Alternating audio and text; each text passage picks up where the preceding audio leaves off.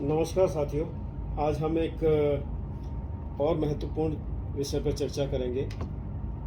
जैसा कि आप सभी जानते हैं कि आईसीयू एक टीम वर्क है और आईसीयू में फिजियोथेरेपिस्ट का रोल भी काफ़ी अहम होता है। फिजियोथेरेपी हमारे पेशेंट्स को वेंटिलेटर से बाहर निकलने में काफ़ी मदद करती है। जैसा कि आप देख सकते हैं कि ये हमारे पास रेस्पायरोमीटर है और ये एकापेला है। ये दो तरह की डिवाइस होती हैं। जब हमें अपने पेशेंट को जब हम भी वेंटिलेटर से बाहर निकालने की कोशिश करते हैं और पेशेंट्स के रिजर्व्स जो हैं उनको भी हमें बेटर करना होता है, तो पेशेंट को हम एनकरेज करते हैं स्पायरोमेट्री के थ्रू, जिससे कि हमारे पेशेंट्स के चेस्ट के एफर्ट्स स्ट्रेंथ इम्प्रूव करी जा सके।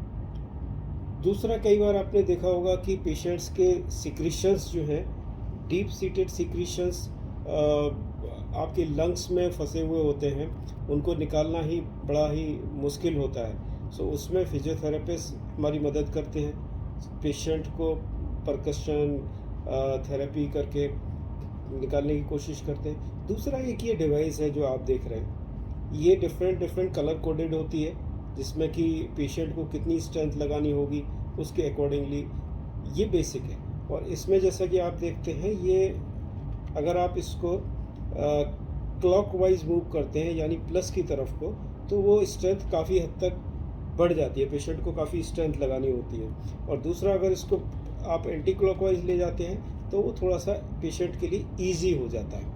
अब यहाँ बात करें कि पेशेंट के ये डिवाइस इस तरह से काम करती है, पेशेंट इसको अपने माउथ में लेता है और काफ़ी ज़ोर से एक्सपायर करता है। उससे क्या होता है, इसमें एक वाइब्रेशंस क्रिएट होते हैं। वो वाइब्रेशन पेशेंट्स के लंग्स तक, चेस्ट तक ट्रांसमिट होते हैं, जिसके चलते जो लंग्स में डीप सीटेड सिक्रीशंस हैं वो मोबिलाइज होते हैं और पेशेंट्स उन सिक्रीशंस को अपने आप से बाहर निकाल पाते हैं।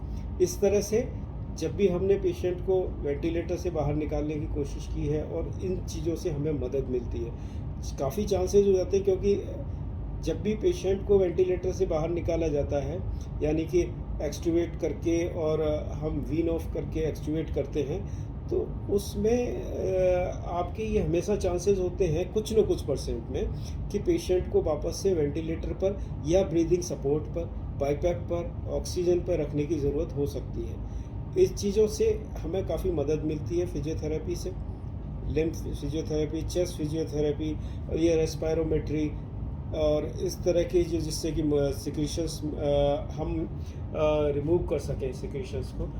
तो इस तरह की सिचुएशन में जब हम पेशेंट्स के एफर्ट्स जनरेट कर पाते हैं, सिक्रीशंस क्लियर कर पाते हैं, तो इस चीज़ के चांसेस भी कम हो जाते हैं कि हम पेशेंट को वापस से हमें ब्रीदिंग सपोर्ट पर लेना पड़े, वेंटिलेटर पर लेना पड़े। इसलिए ये काफ़ी महत्वपूर्ण हो जाता है। और ऐसा ही नहीं कि आईसीयू में भी हम जब पेशेंट को डिस्चार्ज करते हैं तब भी पेशेंट को एनकरेज करते हैं कि वो घर पे भी इससे कंटिन्यू रखें, जिससे कि पेशेंट के ब्रीदिंग एफर्ट्स अच्छे रहें, चेस्ट क्लियर रहे। ये एक बहुत अच्छी बात है जो फिजियोथेरेपी और ये इंस्ट्रूमेंट्स जो हम यूज़ करते हैं, आप ये दो चीज़ें देख सकते हैं, जिनसे कि हमें काफ़ी मदद मिलती है और पेशेंट्स की रिकवरी के चांसेस भी काफ़ी अच्छे हो जाते हैं। Thank you. मेरी आपसे रिक्वेस्ट रहेगी कि इन चीज़ों को आप भी इनकरेज करें, सीखें, और ऐसी स्थिति में आपके पेशेंट की रिकवरी अच्छी होगी। आप अगर ये चीज़ें आपको अच्छी लगें तो आप इनको आगे भी और लोगों के साथ शेयर करें, लाइक करें, और इस चैनल को अगर उचित लगे तो आप सब्सक्राइब करें, जिससे कि बाकी और लोगों को भी